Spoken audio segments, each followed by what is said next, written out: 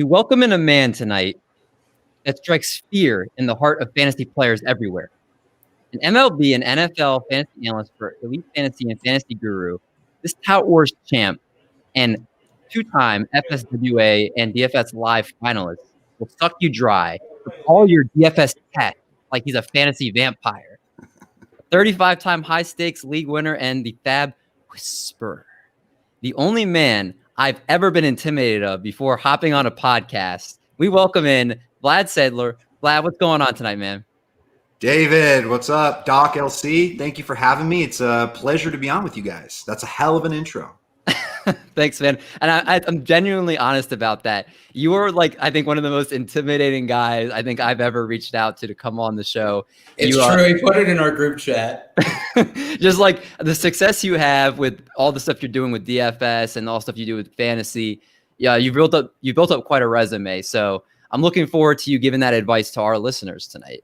It sounds good. I'm ready. A few weeks after the World Series, took a little break, just focusing on football, giving myself an opportunity to recharge, refresh, because I think for me, at least, it's important to step away just for a little bit and then just to be able to hop back on. But now we're in the middle of January, just completed my fifth DC slow draft. So I'm in the zone, man. I'm ready to go. I love that. And it's baseball and football, right? You don't dabble in the basketball waters at all? I do actually play some DFS and for Elite Fantasy do some cheat sheets and some write-ups there as well. So I did not, in honor of this podcast, this live stream appearance, I did not study for the slate nor play it, so I can have my full attention and concentration with you guys. Oh man, Vlad, that actually means a lot. I genuinely mean that. That's awesome.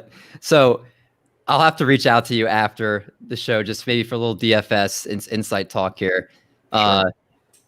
Howard Boy PTW checking in on here. But so I want to hop right in here, Vlad. We needed you tonight because outfield is a doozy to talk about. And we're heading into 2021 after a crazy 2020 COVID shortened season, going through each position, feeling like how we can talk about players ranked going into next season. Using NFBC rankings from December 1st on as our template, we are going to look at guys sectioned off in the top 10, top 20, and top 30 for this outfielder part one preview. And we're looking for guys that maybe Vlad's going to give the stink face to, that he doesn't like, guys that maybe he'll give a thumbs up to, or guys he's going to get mad at that you snipe from him in your draft. So this is going to be a fun episode. And without further ado, let us hop right in and let's talk about the top 10 outfielders going inside the top 10. And Vlad, since you're the guest, I would like to start with you. Who in the top 10 outside the easy names is someone that really catches your eye?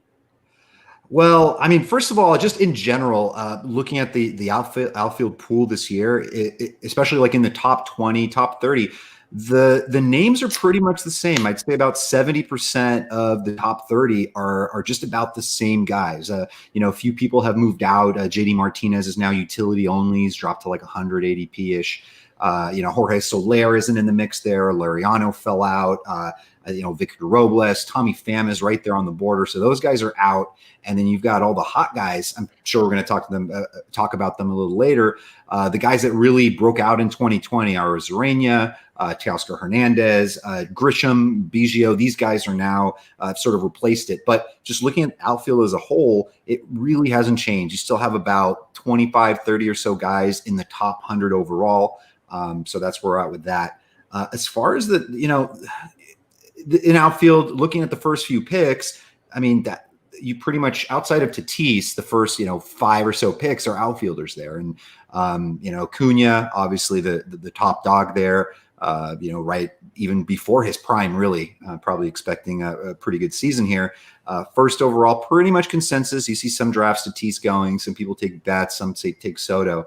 And for me personally, although straight up, if I have the number one pick, I'm probably going to take Acuna for the extra stolen bases. Juan Soto is the guy that intrigues me the most. He's the person that, man, one of those guys where I wish his ADP was a little lower. Last year when he was going like 10th or 11th, overall, I was snagging him as much as I could because he was somebody I thought could legitimately be a number one overall pick. I think that's still possible this year. It would include a huge uptick in steals, 140 runs if that's possible for anyone these days. But just the guy who sticks out to me in the first round who I absolutely love is Juan Soto. Yeah, I know on this show, especially Cheesecake and I were debating about putting him number one. We've talked about that in the past. You saw in the shortened season already, he probably plays a full season in those 60 games. He might be the MVP. Put up, crazy numbers for the Nats this past season, and he looks like he could take even a further step next season. Mhm. Doc, I'm interested to see where you're going on this list. Who is someone that you like in this top 10? I love Mookie Betts, and he is my number one pick. He's somebody that can do it all. He's had 2+30 home run seasons. He's had 3 25+ steal seasons. He's a career 301 hitter. An interesting fact, he has 6 career 3 home run games, which ties him with Sammy Sosa and Johnny Mize at top all time. It took Sammy Sosa 2,354 career games. It took Johnny Mize 1,884 career games. It's taken Mookie Betts, or it took him 813 career games. So you're talking about somebody that has very quick wrists. He hit his career high for K rate in 2020, and you know what that was? 15.4%. Great contact hitter. He's upped his launch angle. The first 3 years, it was average of 14%, and the last 3 years, it's been 18.6%. It's not percent, it's degrees. Go ahead. Degrees. I'm sorry. My handwriting's bad. But he's hitting the top, a great lineup. I don't think you guys can argue that the Dodgers have probably one of the top. I know Vlad won't argue. Dodgers have probably one of the best hitting lineups. And I love that consistency he brings. Awesome. Cheesecake, who else in this top 10 are you looking at?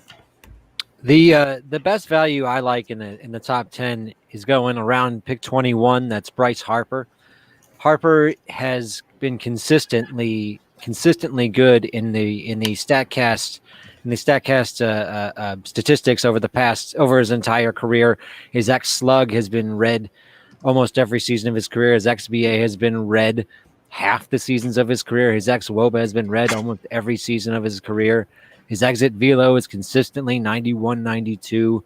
His barrel percentage actually was a career high in 2020, 17%, after a career high in 2019 of 15%. I actually like Harper. I think he's actually going 21. I think he's a late first round or very early second round value. I would take him probably ahead of Bellinger, even though Bellinger has that first base eligibility. But I when you look at what Harper did in 2020, you saw his zone contact go back up to where it had been prior to 2018. He had kind of a weird down 18 and 19 in his zone contact, and now it's back up to where it was prior to that. And you still see that 2015 330 42 home run season. He still has that in him. He's not even 30 years old yet, and his walk percentage keeps on getting better and better. So his Harper's the guy who I'm going to be targeting. I haven't actually been able to get him in any of my drafts yet because I'm picking 3 or 4 or so in almost all of them, it seems. But I would love to be picking towards the back end of the first round, get Harper, and I'd feel really good with the start of my outfield there. Was that a brag that you always get the top of your drafts right there? No, I getting the third or fourth. I've gotten the third pick actually 2 or 3 times already, and I don't mind it. I'm going pitching there a lot. I've gone Trout in a few best balls there. I've gone Garrett Cole in a best ball, but when you're closer to the back end of the first round, it opens up a few players that aren't actually in your wheelhouse when you're picking way up high. And Harper hasn't been in my wheelhouse, and I missed out on him. But once I get into a draft where he is in the range of guys, I'm going to be snapping him up. Agreed. Matt Williams hopping in, getting a little ahead of the game. We're going to touch on Luis Robert in a little bit. The guy that I want to touch on, and I have to get my glasses on for this when I get out the stats here. So 23 years old. We all know that Kyle Tucker's been in a metaphorical cage, if you will, with the Houston Astros. And finally, Dusty Baker opened that cage up and let him free last year, allowing him to play in 58 of the 60 games. And he slashed 268, 325, 512 with 9 homers, 8 steals, 42 RBI, and 33 runs scored in 228 plate appearances. This was actually the 4th straight season, that Tucker paced at a 25-25 pace for home runs and stolen bases. If you project that out over 150 games, this is a guy that has legit 30-30 upside. Since the start of the 2018 season, He's combined to steal 64 bags on 75 attempts between AAA and the majors, and has also an exceptional 85% conversion rate on those. You also add in that Tucker produced an 84% exit velocity, or 84 percentile exit velocity, a 77th percentile hard hit rate, and he had a ideal 14.9 degree launch angle. His average may not be amazing. He's going to most likely be a 260, 270 average hitter consistently. That might be the one little chink in his armor. He's not a 300 hitter, but he's a very steady guy. Got an above average XBA, exit velocity, hard hit percentages. He's right around the league average in K percentages, walk percentages, barrel rates, and all that type of stuff. But there's nothing he was truly bad in that I could find.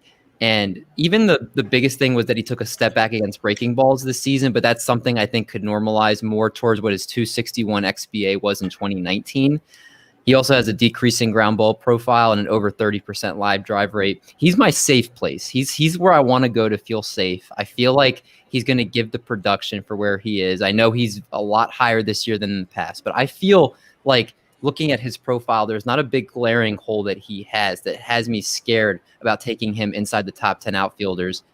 Vlad, is out of the ones we talked about, are there any you kind of differ on in that retrospect? No, I'm pretty good with it. A lot of it has to do with where you're landing in your draft slot. In NFBC, where I predominantly play, we were able to set our KDS, our draft preference order.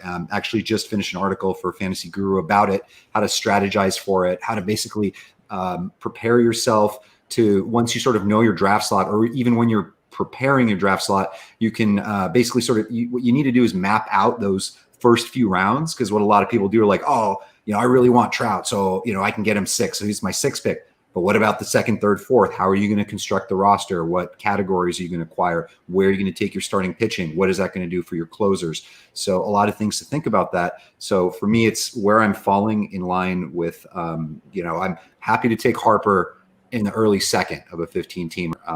It's just really a matter of roster construction.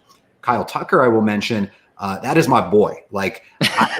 This is one of those things where so every year I write a column. It comes out in the middle of March. It's called This Year's Yelich, and it came to be. I think a lot of people knows a few years ago I was calling him for a batting title. I posted a tweet that basically said he is going to return top 5 fantasy value and compete for the MVP. And that was the year that he did get the MVP. And I got a lot of slack from folks before the season started. His ground ball rate, this and that. Anyways, came to fruition, kind of helped with my popularity at that time. So every year since then, I kind of have a candidate.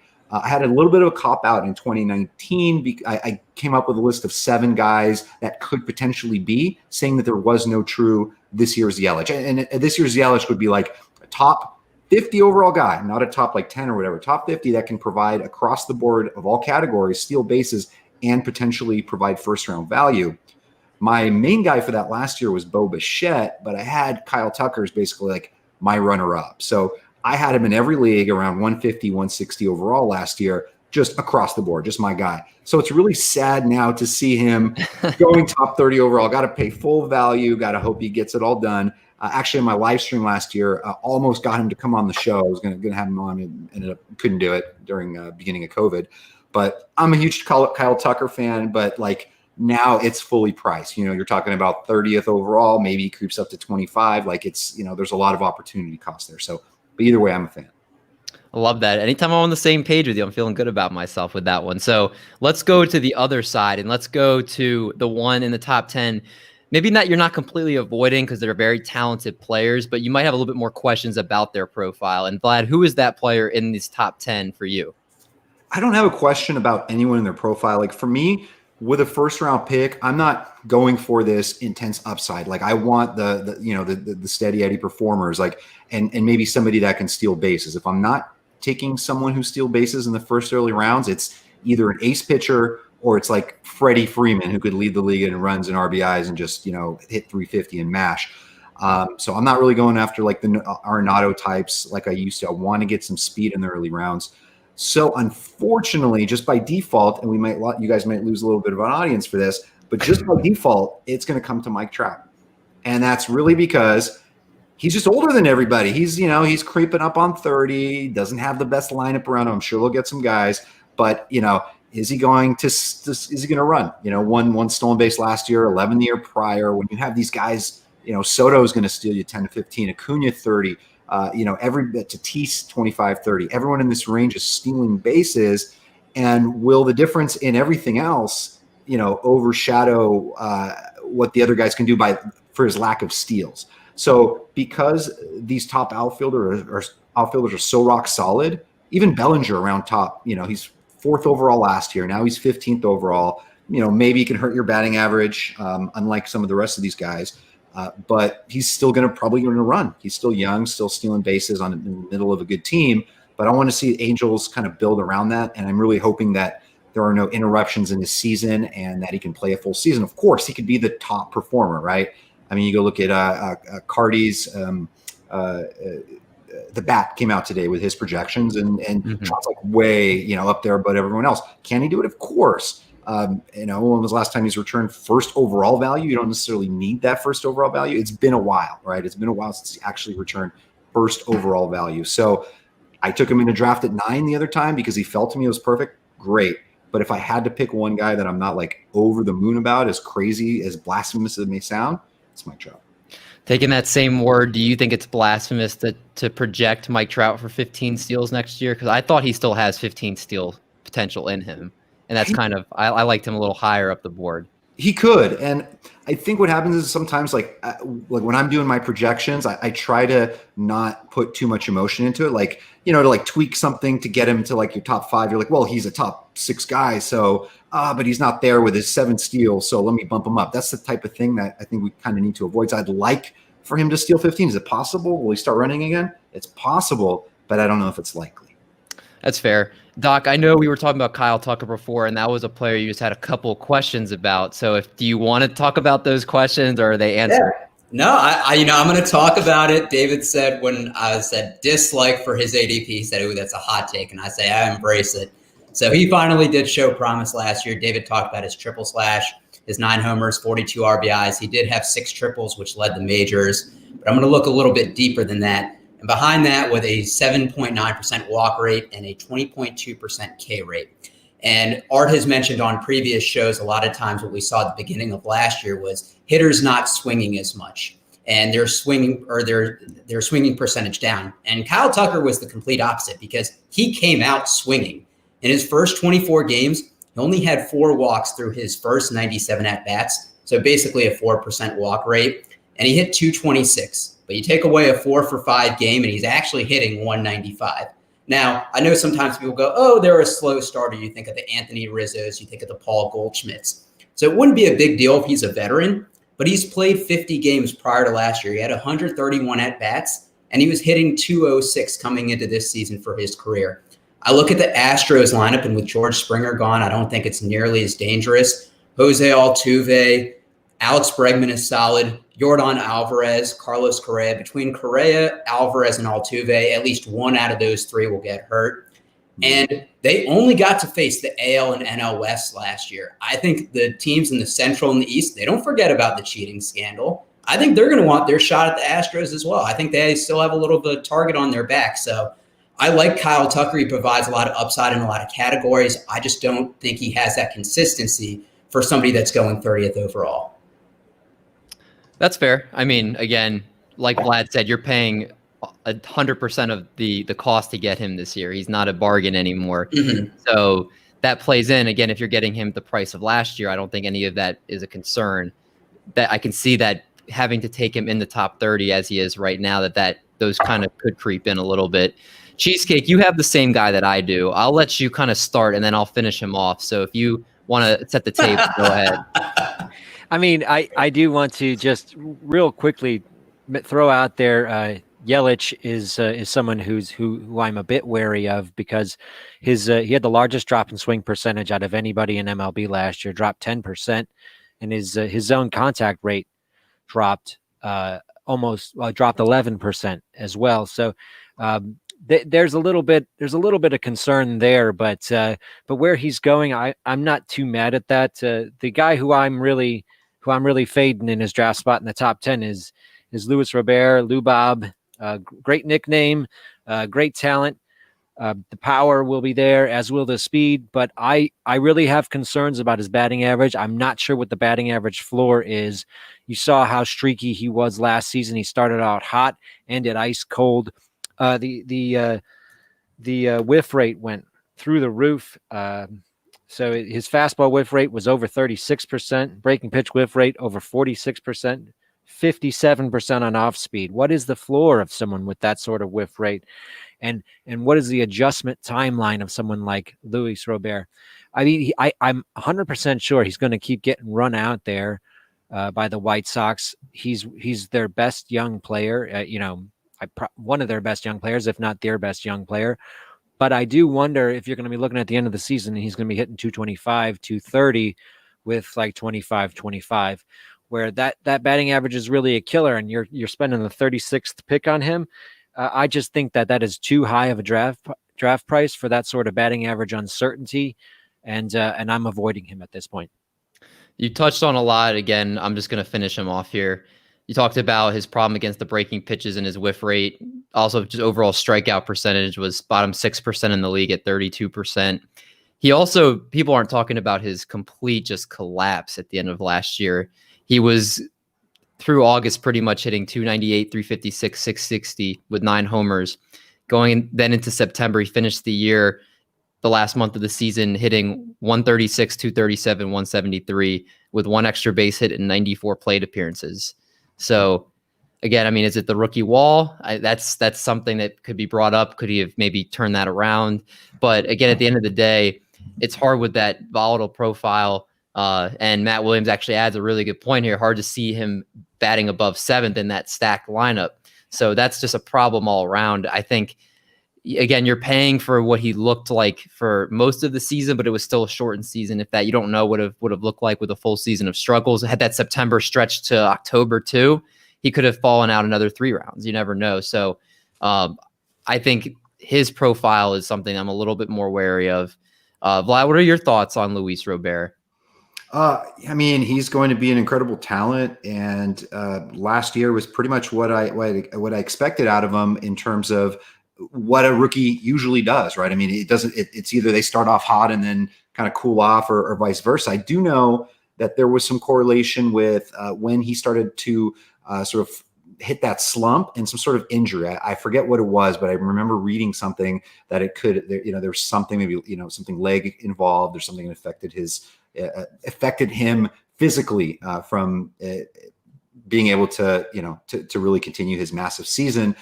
The one thing I do know is if you play DFS baseball and Luis Robert is crushing it and he's hot, you continue to play him. And then when he's cold, just avoid him entirely. He's one of those guys that I was able to time tremendously, and really helped a lot of people do well during that hot streak last year.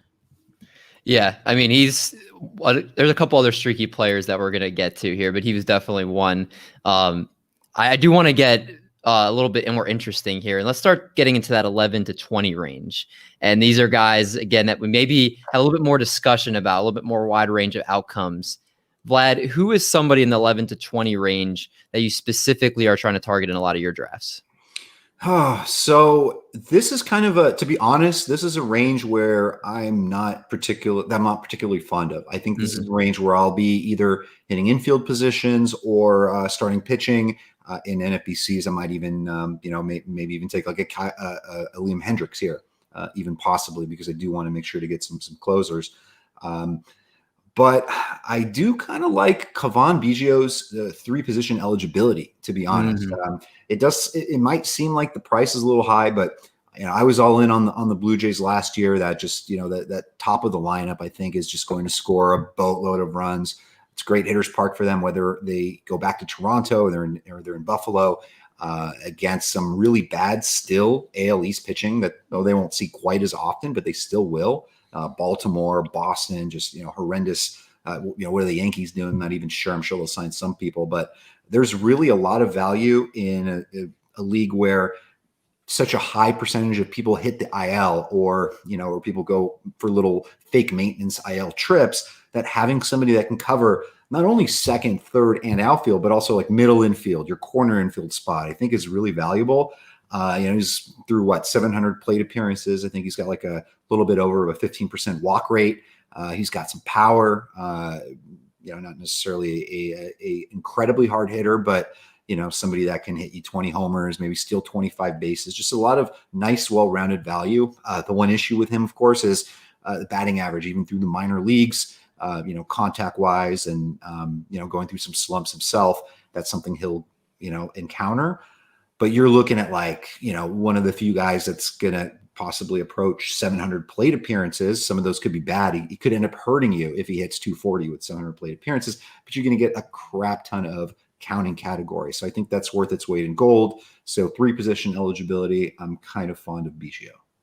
It's interesting because I feel like a lot of people trash him in the second base preview, or when they look at second base, because he's, I think, in the top 5 or 6 on NFBC in second base, and they say that's so rich for him. But then when you do see that position eligibility, you're like, I can just plug him wherever I want. It definitely does add to his value. I'm going to stay with the Blue Jays love here because if we got to go from one Blue Jay to another. And I want to talk about Teoscar Hernandez, who's one of the darlings talked about this offseason. Bubba, we hope you're listening. Anything that isn't K related, you need sunglasses to see because, oh my God, he's a magma man. I mean, career highs and exit velocity, barrel percentages, XBA, X-slug, X-woba con, hard hit percentage, you name it. He also dropped his K rate 3% this year. Line drive rate was a career high and up 10% from last year. To put it plainly, this dude can just hit the ball and hits it hard. In his profile that strikeouts are going to be a problem. He struck out over 30% of his plate appearances since 2017 in every single year. With the strikeouts come bad contact rates. His 66.2% contact rate was the 11th worst among qualified hitters last season. And his 15.7% swing strike rate was also good for 14th worst among all hitters. His batting average, though, jumped tremendously from 2019 to 2020. From a 220 XBA to a 295 XBA. And that batting average was inflated by a 348 BABIP. But it also coincided well because he had a decrease in ground ball percentage and an increase in live drives in 2020. I think you take that impressive 13.8% career barrel percentage and he upped that number again to 18% in 2020. Everything just going up. Had a 93 mile per hour average exit velocity, top 2% in the league. And I know it's a dangerous exercise, but if you extrapolate that 2020 full season out over 500 plate appearances, that's 289 batting average, 42 homers, and 16 steals. I will take that any day of the week. So again, this is somebody that I really think in that crazy, really good Toronto lineup, I don't see this missing because the risk in his profile. I mean, if they get George Springer, maybe you're wondering if they have concerns if he's slumping that he might sit a couple games because they have the depth there. But I think he's a slam dunk. What he is. He's 40 home run power if he plays a full season. And he's in the middle of potentially a top 3 lineup in baseball. I don't see how you can lose with him, personally. Cheesecake, let's go to you next. Who is the guy that you are talking about in the 11 to 20 range? Well, there's a big jumble going on here, 11 to 20. Between 46 and 59, there's 1, 2, 3, 4, 5, 6, 7 outfielders. So this is a place where a lot of people are going, and for the most part, I'm fine with the draft slot. I'm not getting a lot of these players. I've gotten Ozuna, I think, twice in best balls, but he has fallen because best balls push pitching up. So I'm not generally going in the 40s for a guy like Ozuna, but a guy who I would pay the price for and I would target at his price and even before is Trent Grisham. I think with that power speed combo in this jumble of outfielders, he's a standout due to that power speed combo and the lineup context that he's playing as a leadoff man in San Diego. I remember before the season started, there was a fun exercise that Rates and Barrels did where you were to put together your top team from like 1980 till 2020. You could only use one player per season. You could only use each player once. And one of the keys that people glommed onto was going after runs actually caused you to actually helped. And that's something that I think you might be able to take some of that for actual roto fantasy baseball. A guy like Grisham, who I think actually has a soft counting stats projection.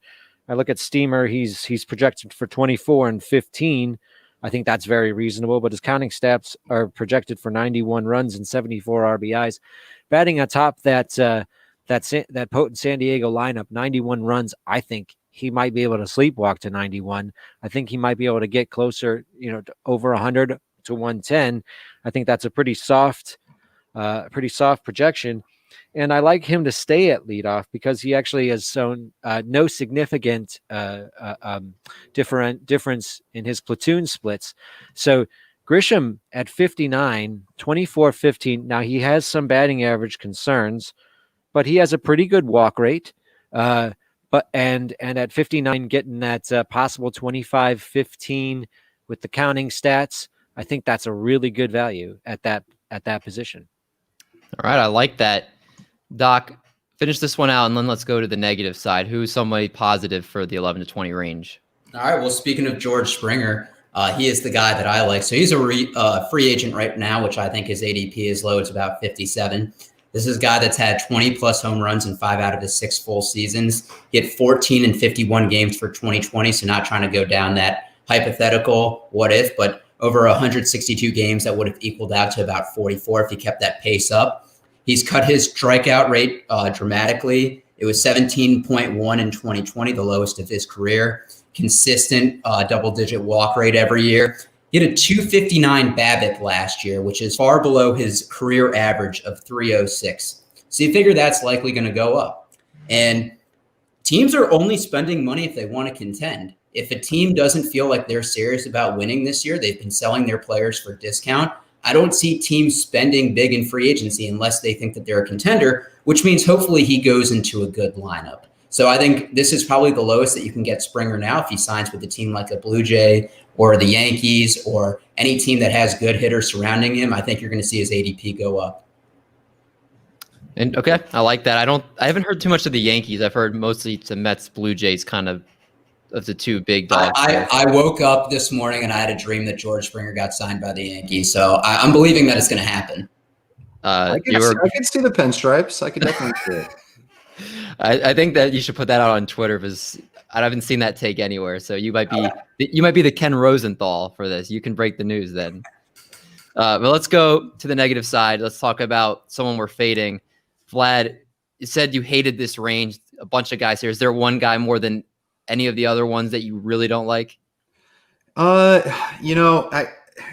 would say I might be a sucker for Aaron Judge again. I mean, just real quick on a positive. So I've never actually got out of my way to draft Aaron Judge until last year. And this was back in February, March, before the season started, just because he had fallen so far. I thought, this might be a good opportunity to grab him with all the injuries, issues, had fallen so far down.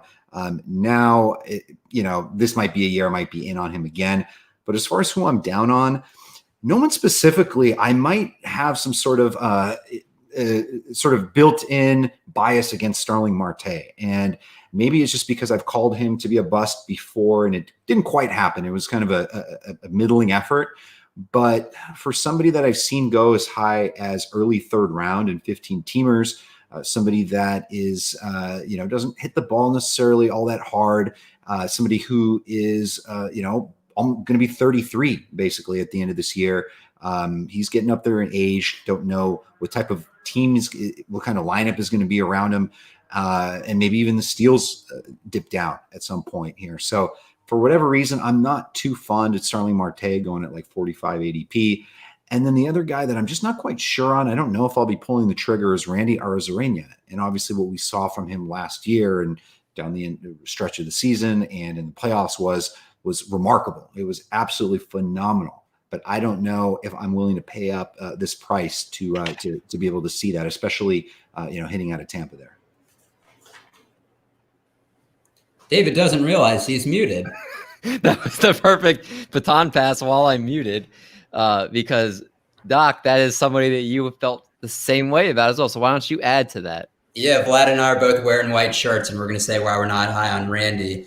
His min pick is 24, even though his ADP is 58.7. So some people are taking him really high. In the playoffs, he had 376 with 10 homers and 14 RBIs in 20 games / 86 plate appearances. During the regular season, he had 281 with 7 homers and 11 RBIs in 23 games. with 76 plate appearances. I expect somewhere in the middle where his numbers are going to fall.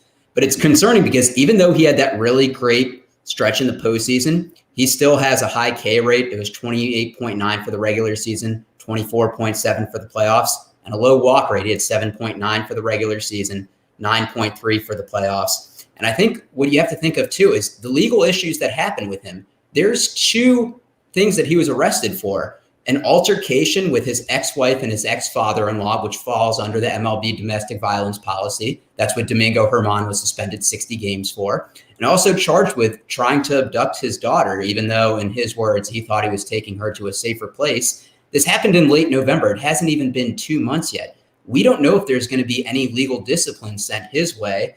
And if we're already playing in a potentially shorter season, we don't know if we're having 162 games. That's just too much of a gamble for me to take at that spot.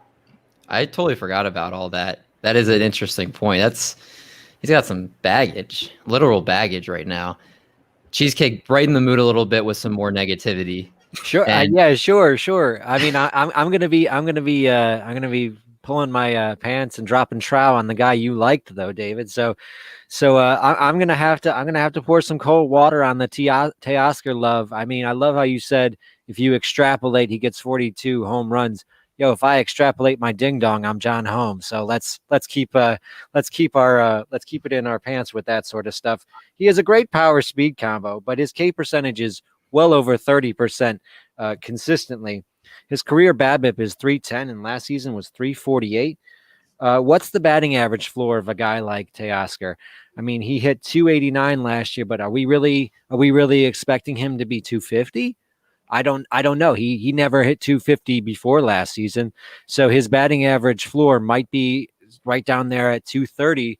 And the biggest thing that I have is a year ago, or not even a year, 6 months ago, 8 months ago, we had Jorge Soler in this same spot, going like 80. Teoscar's going about 70 because he has a little bit more speed.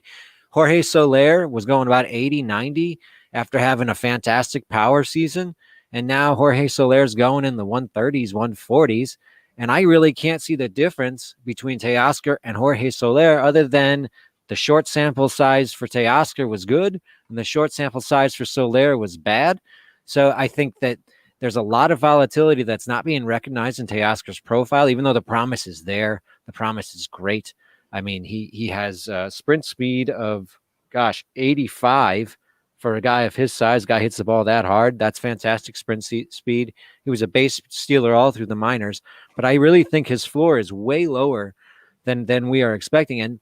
And pick 70 is still relatively early in the draft. It's not a time that I'm really trying to take many risks. And I agree that when you're picking between round pick 60 to a pick 130, it's really hard to get a great profit on those draft picks because it's still high enough in the draft that you are I don't know exactly the auction value of those picks, but it's still a relatively high value.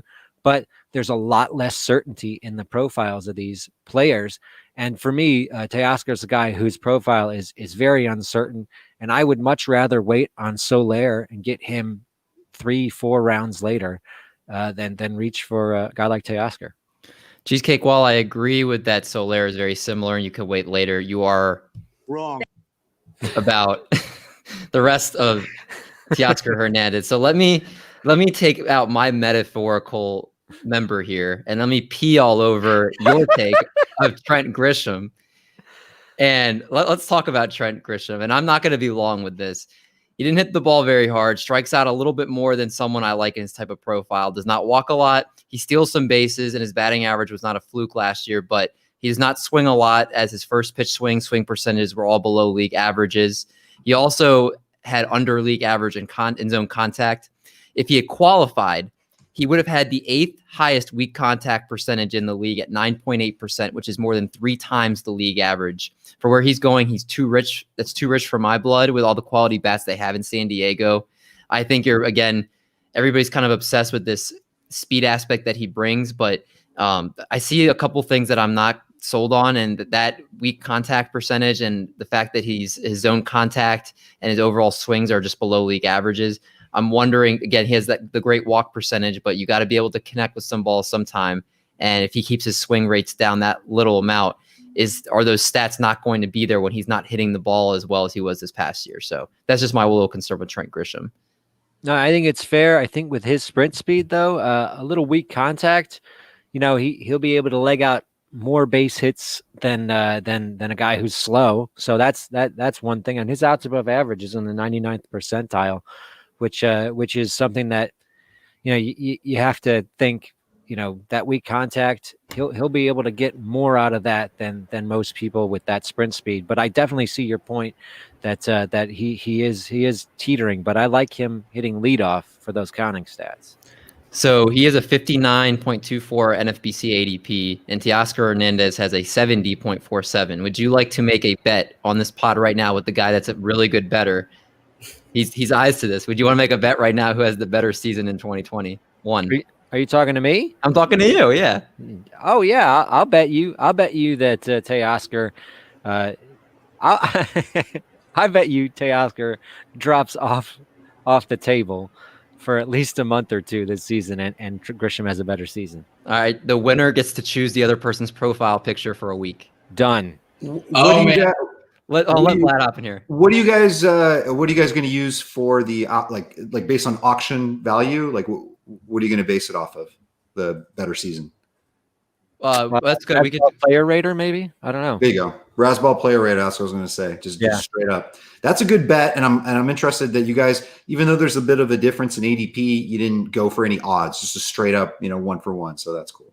That's what we're all about. Simplify a little bit here. I never see you guys debate this much. I love it. I know. Yes! We're going a little over time here. So let's quickly go to the 20 to 30 range. This is the last range we'll talk about tonight in the Outfielder Part 1 preview. And we'll talk about, Vlad, I don't know, is this range any better for you? Do you like these guys better than the 11 to 20? What are you thinking? I do, because they're here. You have guys that unlike the Teoscars, Grishams, or Zaranias of the world, who did it in a basically a very small sample of a very odd season, who are now new into this group. You have guys below that who I think are a lot more solid and a lot more capable of returning their draft value. So I do like this group a little better. Is there somebody in this? Well, let's do both sides for you, and then we'll move. Is there somebody in this range that you really like, and someone that you're not as fond of? So I'm I think actually, okay, I shouldn't say it because I tweeted something not too long ago. It was kind of more of a joke, but like giving the millennials crap about using the word stan. But I am an Austin Meadows stan, dude. I fucking love. I'm sorry, I love Austin Meadows. You're good.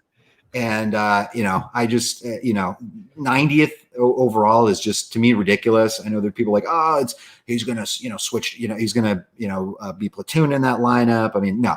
Austin Meadows is a professional hitter. He can hit lefties and righties, steal bases, like in top of that lineup or in second, whatever he is. It's a fantastic value. But he's not the guy that I want to talk about. It's actually this one might be even out of left field for people, or it might be the one person that people are down on. And that's Dominic Smith. Dominic Smith of the Mets. Right now, kind of in that 90, 100 overall range. He was actually sixth in baseball in WRC, plus 165. Basically the best hitter on the Mets. And, there's just a lot that has changed in his profile over the last couple of years. Basically changes approach at the plate, changes swing, a little bit more upright, a little bit more aggressive in his stance. It's something that we saw come to fruition last year. People forget he's of high pedigree. He's a former first round pick, maybe, all the way back in 2013. May not pan out for everyone, but right now people are go to look at roster resource like, oh, but he's hitting seventh. You know what? Cream rises to the top. If you're hitting well, if you're one of the guys that's hitting 300 consistently, yeah, you'll move up and you'll hit closer to Lindor, especially if somebody is streaky like Alonso is, going a little bit of a slump. Dominic Smith can hit in that spot. So hits for power. He's going to hit for average, and a little bit of a late bloomer, but not really. He's only 25 years old. So I think people are, not a lot of talk about Dominic Smith, but I'm a big fan. I like where he's going right now. I love the Dominic Smith call. You're right. I don't hear his name being talked about at all. And I think it's easy for him to slip through the cracks. And he does have multi-position eligibility as well, if I believe so. I think he's first base and outfield. So yeah. I like that call. But it's interesting because you talked about Austin Meadows, and I know someone on this panel is very down on Austin Meadows. So Cheesecake, do you want to, Vlad just finished talking highly of a guy you're trashing. So why don't you go ahead and I mean, no, Austin Meadows, it's a gut call for me, really. I mean, I Gotta look at trust the, that. yeah, I mean, you got to trust it. from the Roto gut yeah, himself. I mean, I look at these 10 and there's a few guys who I really like where they are. Lourdes Gurriel is probably my favorite. I really expect him to have a really good season. Meadows, I just found his 2020 really funky. His swing went crazy. He started 40% of the time he got under the ball in 2020. That is insane. I mean, he's a very good hitter. He hit well coming up in Pittsburgh, but I also consider him, a little bit of an injury risk. His oblique injury at the end of the season took him out for about a month. I think it was a grade 1 oblique strain, but oblique injuries, side strain injuries are really easy to repeat as well. So I think there's a potential that he could be facing that injury again. And as you saw, it caused him to get under the ball a lot. And he had COVID as well, which delayed his start to the season. So 2020 was a mess for me. I think the discount is already there. So you're not going to further discount him from here because the discount's already baked into the price.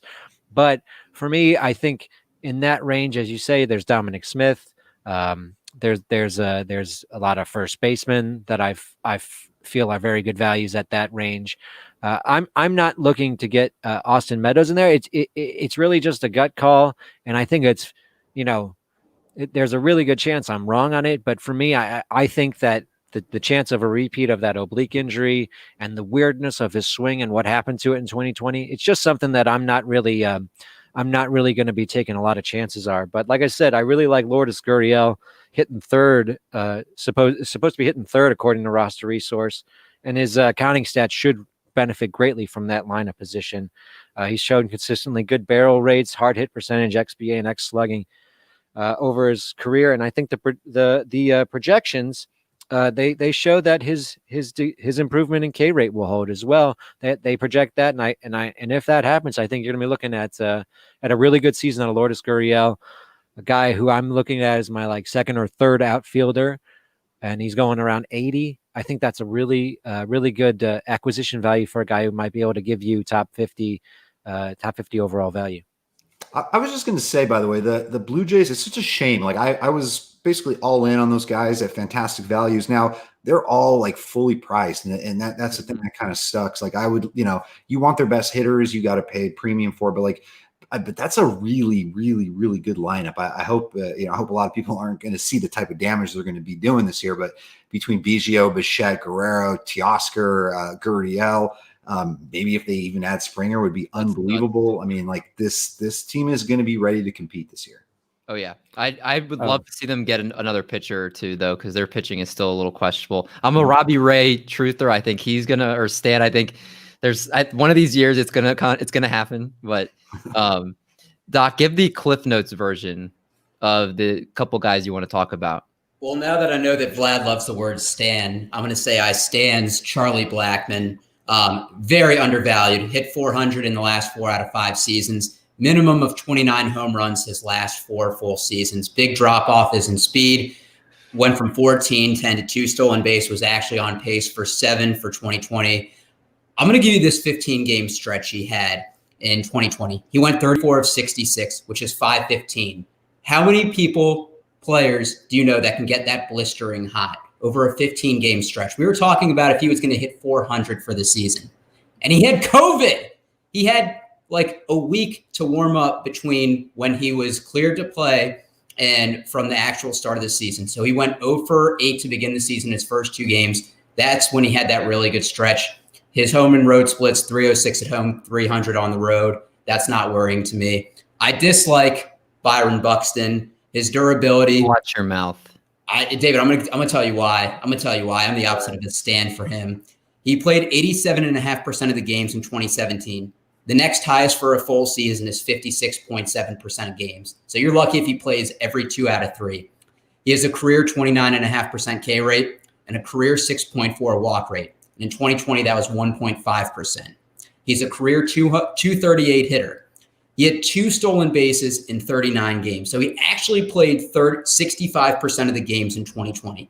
If he kept that pace up, which he probably wouldn't, he'd finish with 5 or 6 stolen bases. So the speed upside isn't there. And he has migraines. Have y'all ever had migraines? No. Sucks. I haven't, but I had a teacher in college that had ones that were so bad. She would cry.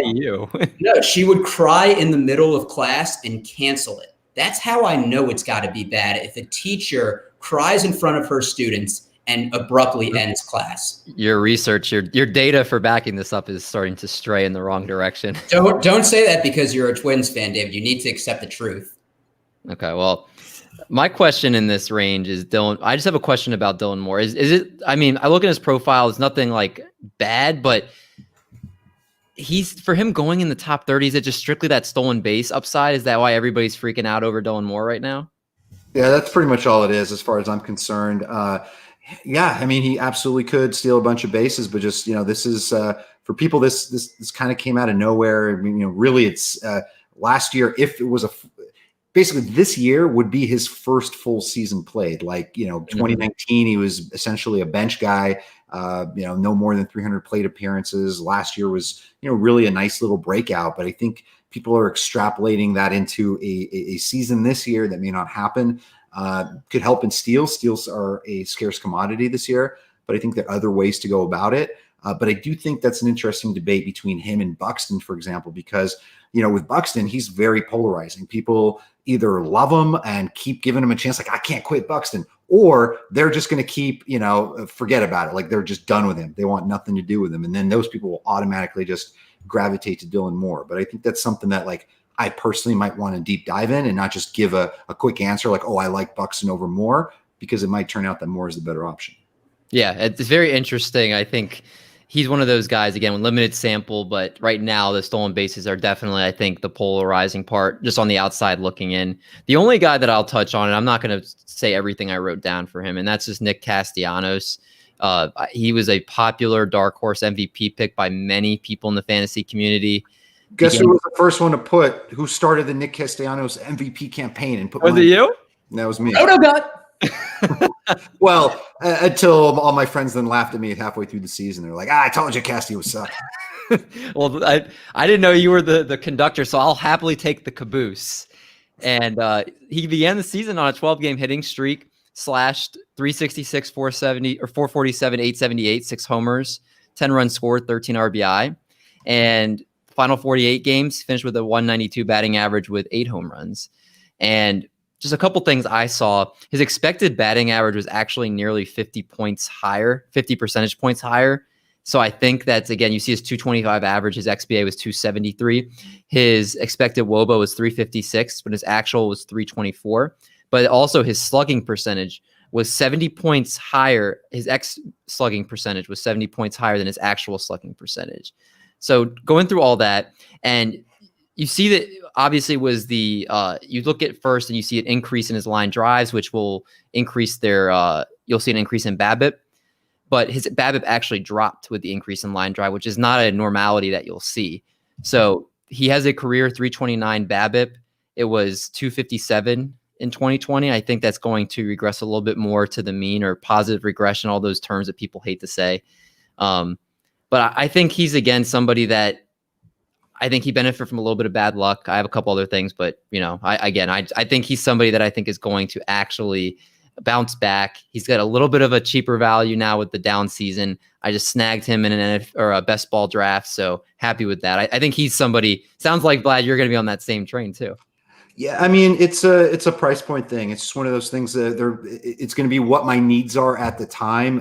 If he's the best value on the board, I'll take him. I do think there's going to be a little bit of I think the discount's already sort of baked in, because people are thinking, oh, he's just so up and down because he had those two extremes in his seasons there. But I think he will be shockingly more consistent this year, and I think that ballpark is going to play pretty well for him.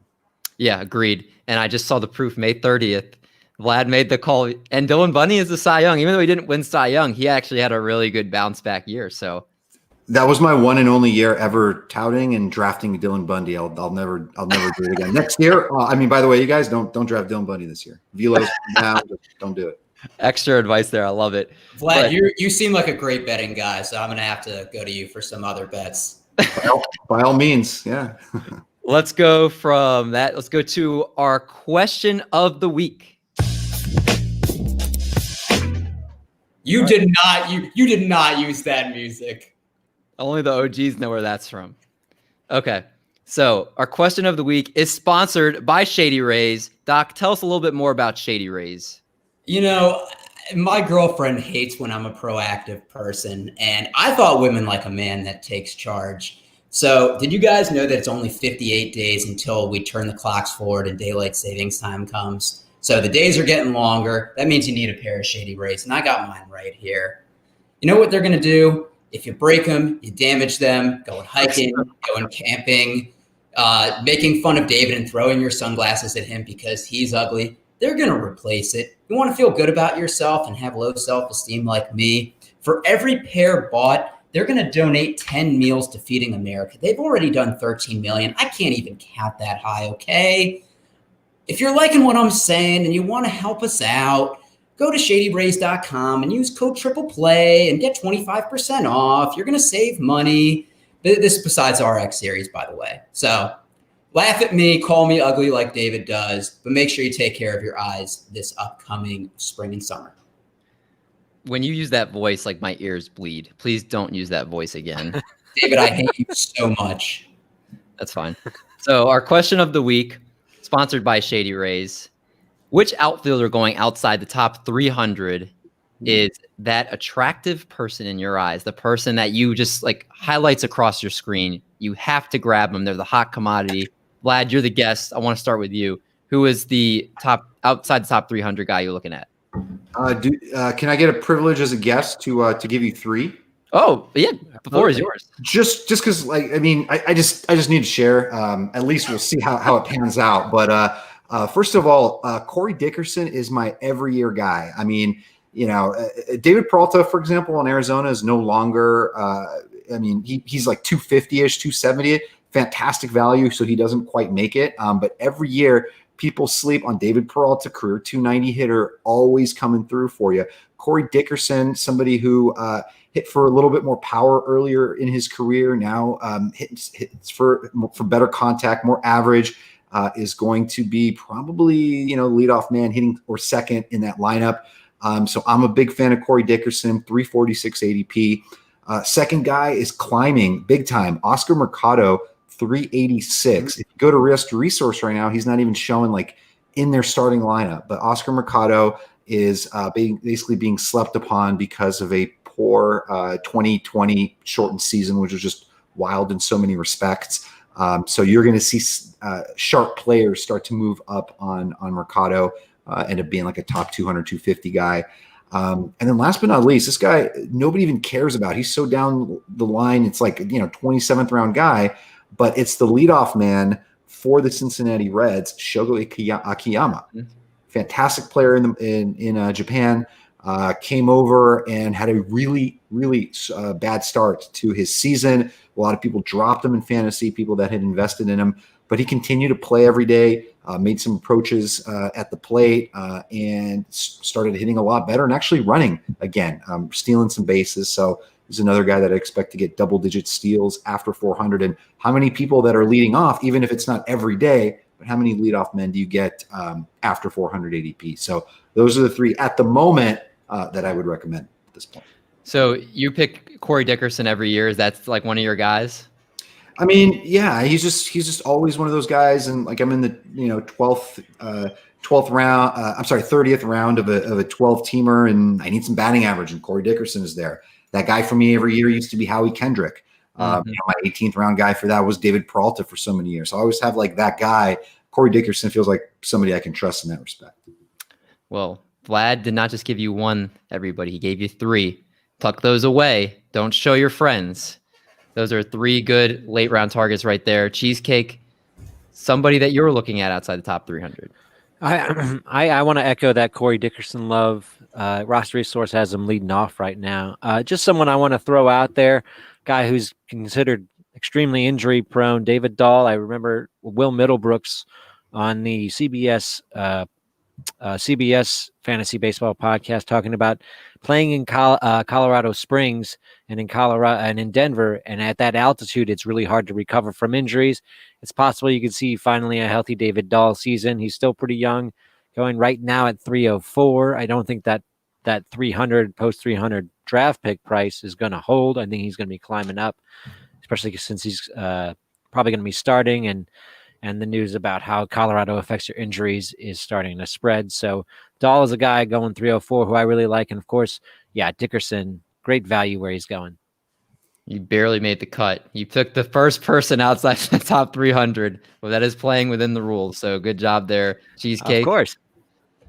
Doc, who is the one you're looking at? So for me, I really like Cedric Mullins. He's a pretty young guy. He's only played in 115 career games. He's upped his launch angle and his hard hit percentage each year. He plays in a hitter's ballpark in O's Stadium, Camden Yards, right in our backyard.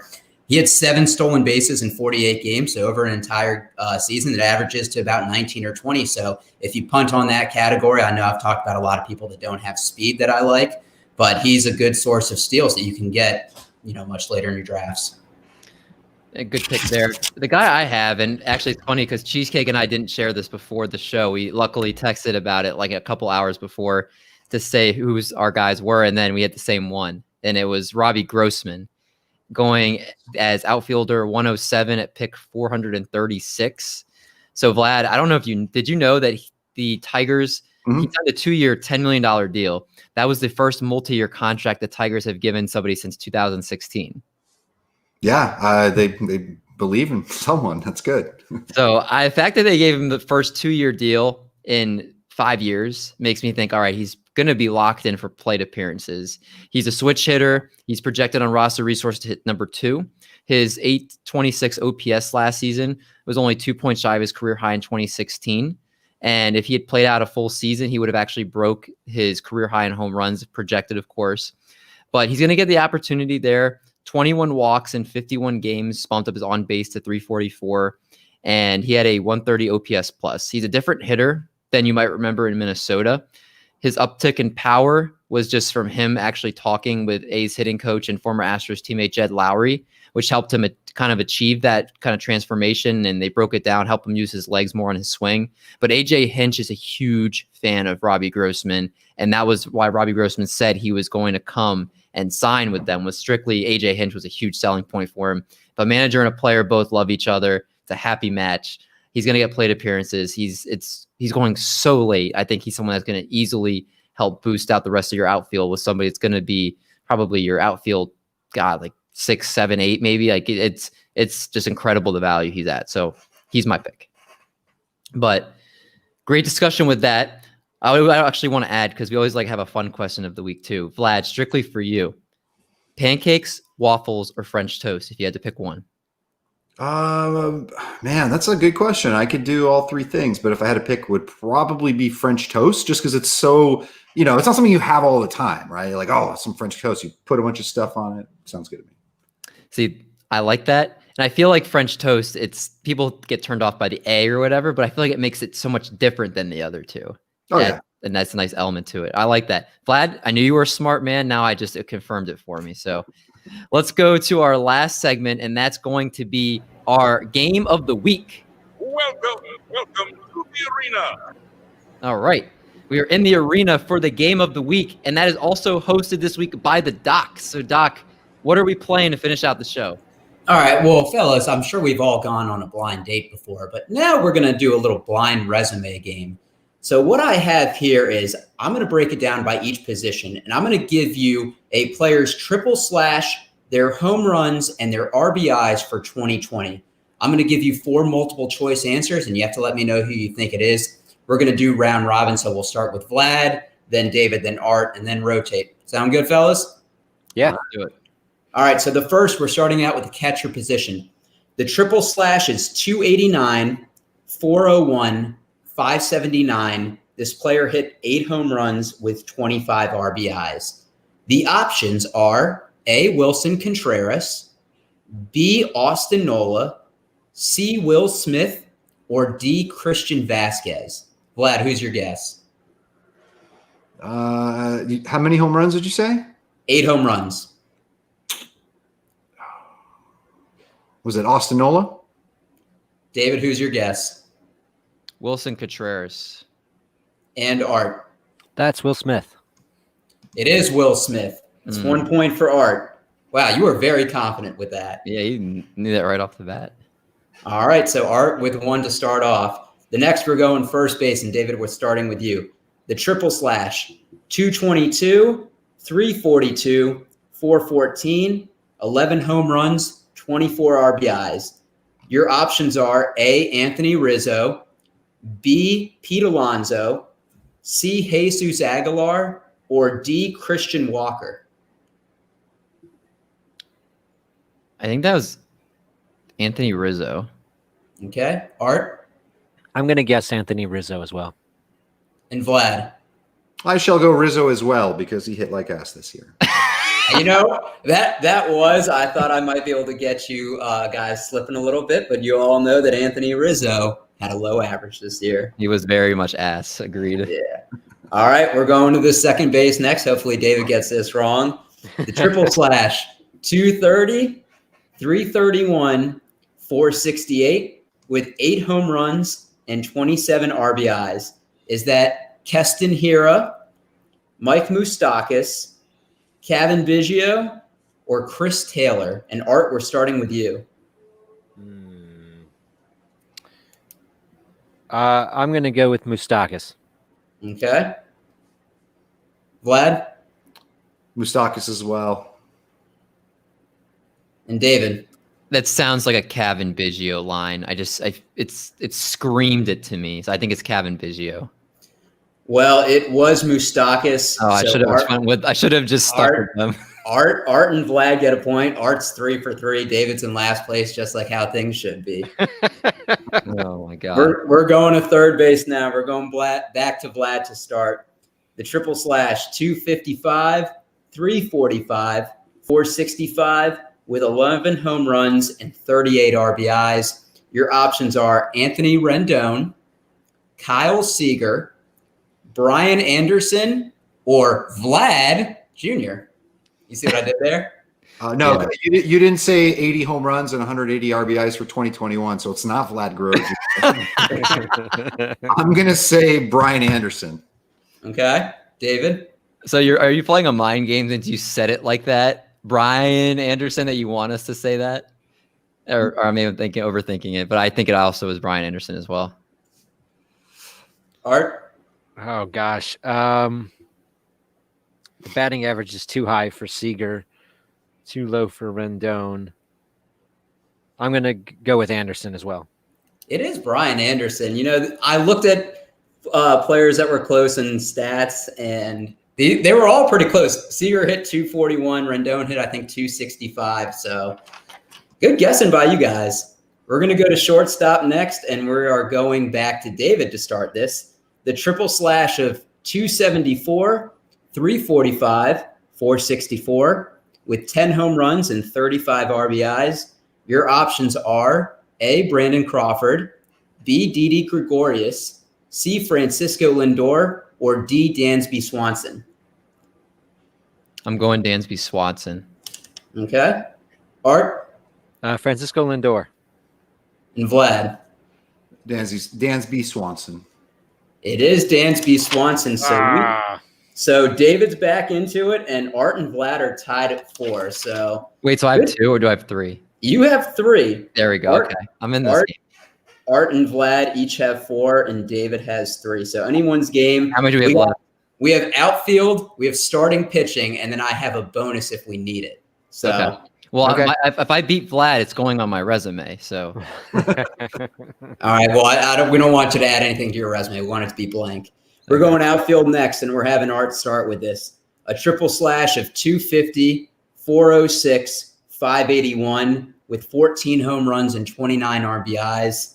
Your options are Ronald Acuna, Bryce Harper, George Springer, or Eddie Rosario. Oh, geez. This was a tough one. I take pride in this one. I'm going to go with Acuna. Okay. Vlad? Acuna. You said it was David. you said it was a 250 batting average with how many home runs? 14 and 29 RBIs. And it was Acuna, Harper. What were the other two? Springer and Rosario. I think I have to be different to win. So I'm gonna go with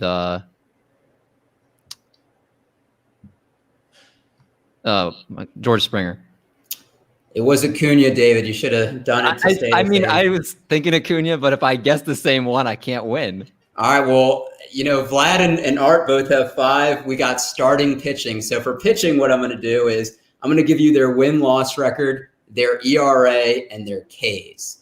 So, David, you can still play, but you have no way to win. Art and Vlad, don't worry about guessing it if you get a tie because I have a relief pitcher as well. Okay. So the starting pitcher went 4-6 with a 3.75 ERA and 73 strikeouts. Was that Andrew Heaney, German Marquez, Luis Castillo, or David's new best friend, Aaron Savale? And Vlad, we're starting with you. What was the ERA? 3.75.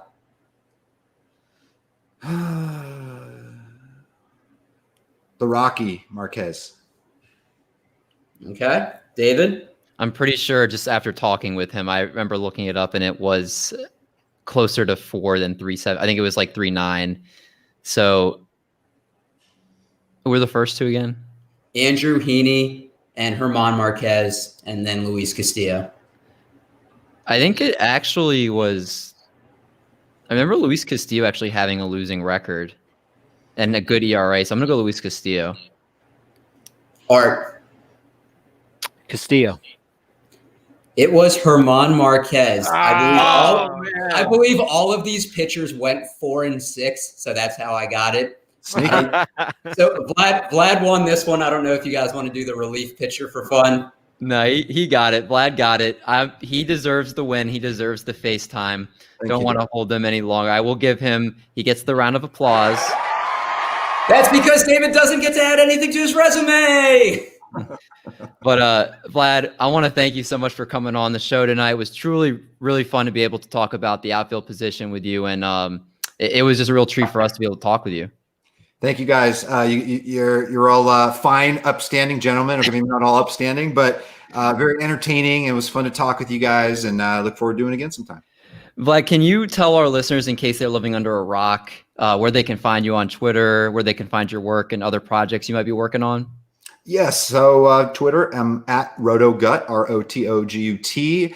For the season long, you need to get the Fantasy Guru package, fantasyguru.com/MLB. Under $40 for the season. Lots of pre-draft goodies right now. A lot of NFBC strategy articles during the season. I do a fab free agent bidding values column. Check out. And then for the DFS stuff, it's elitefantasy.com. Hopefully we all make a lot of money at DFS this year. Yeah, Vlad is the man when it comes to DFS. I advise you guys to go and make sure you pay. It's a very good price for the type of winnings you'll probably get from buying that package. So check that out. By the way, I saw you on.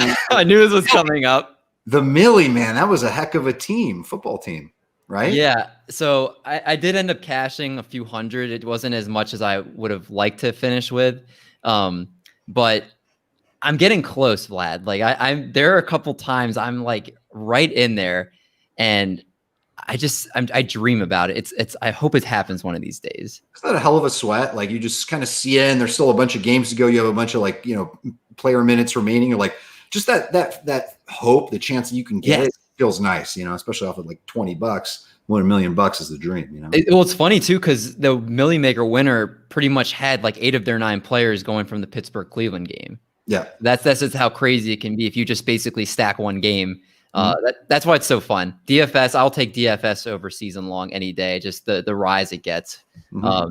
But make sure you guys tune in next week, not just for DFS, but we do our outfield preview part 2 with Derek Von Riper of the Athletics Rates and Barrels podcast. So make sure not to miss that show. Until then, everybody stay safe, wear a mask, and have a wonderful weekend. We'll talk to y'all soon.